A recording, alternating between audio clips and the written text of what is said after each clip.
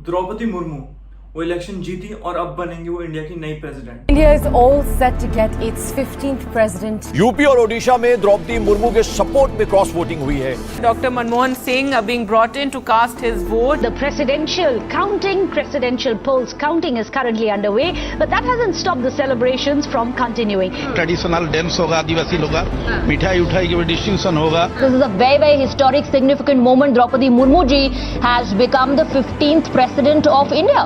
इन्होंने अपने political career की शुरुआत साल 1997 में करी थी, जब इन्होंने बीजेपी ज्वाइन करी थी। सेम ईयर वो काउंसिलर इलेक्शन भी लड़ी और जीती, और फिर साल 2000 में वो एमएलए बनी, और फिर से 2004 में वो फिर से जीती और एमएलए फिर से बनी।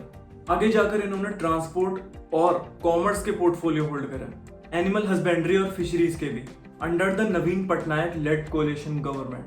साल 2007 में इन्हें नीलकंठ अवार्ड दिया गया था for the best MLAs in Odisha. साल 2009 में इन्होंने लोकसभा की इलेक्शंस कंटेस्ट करी थी, लेकिन ये हार गई थी, और आने वाले 6 सालों में इन्हें बहुत सारे अनफॉर्चुनेट एक्सीडेंट्स को बेयर करना पड़ा।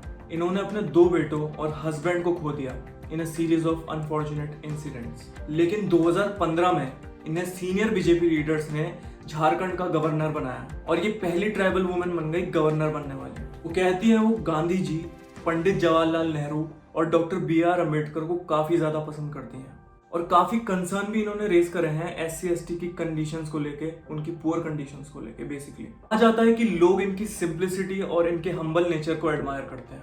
अब जब ये प्रेसिडेंट बनेंगी तो ये इंडिया की पहली ट्राइबल होंगी इंडिया की प्रेसिडेंट बनने वाली। इसके अलावा इंडिपेंडेंट इंडिया में बॉर्न होने वाली पहली प्रेसिडेंट होंगी, क्योंकि इससे पहले जितने भी प्रेसिडेंट थे वो सारे आजादी से पहले पैदा हुए थे। ये ऐसे इलेक्शंस नहीं है जिसमें हम जैसे लोग या आम जनता वोट डालती है, इसमें डालते हैं हमारे द्वारा चुने गए हुए नेता।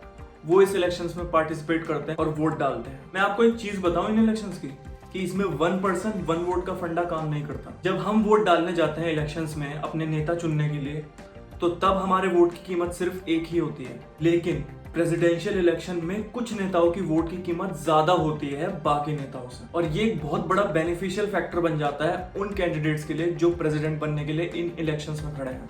क्योंकि अगर नेता जिनकी वोट की वैल्यू ज्यादा है वो किसी कैंडिडेट को फेवर कर रहे हैं या किसी कैंडिडेट की तरफ ज्यादा इंटरेस्टेड हैं वोट करने के लिए, और अगर वो उसे वोट करते हैं या उसे फेवर करते हैं, तो उसके जीतने के चांसेस ज्यादा हो जाते हैं। इंडियन कॉन्स्टिट्यूशन में आर्टिकल 58 के तहत 3 कंडीशंस हैं एलिजिबिलिटी की, कि कौन कौन इन इलेक्शंस में खड़ा हो सकता है। पहला तो वो सिटीजन ऑफ इंडिया होना चाहिए, दूसरा उसकी मिनिमम एज 35 साल होनी चाहिए, और तीसरा और आखिरी वो लोकसभा के अंदर मेंबर होने के लिए क्वालिफाइड हो, बस। और द्रौपदी मुर्मू इन तीनों कंडीशंस को पूरा करती थी। इन इलेक्शंस में कोई भी पार्टी अपने किसी भी मेंबर को फोर्स नहीं कर सकती कि वो उनके पसंदीदा कैंडिडेट को वोट करें। आम जनता के लिए जो इलेक्शंस होते हैं वो सीक्रेट बैलेट पर होते हैं, और हम किसी को भी सीक्रेटली वोट कर सकते हैं। वही प्रिंसिपल नेताओं के लिए भी अप्लाई होता है। ये सीक्रेट बैलेट पर वोट करते हैं, बेसिकली बैलेट पेपर पर वोट करते हैं।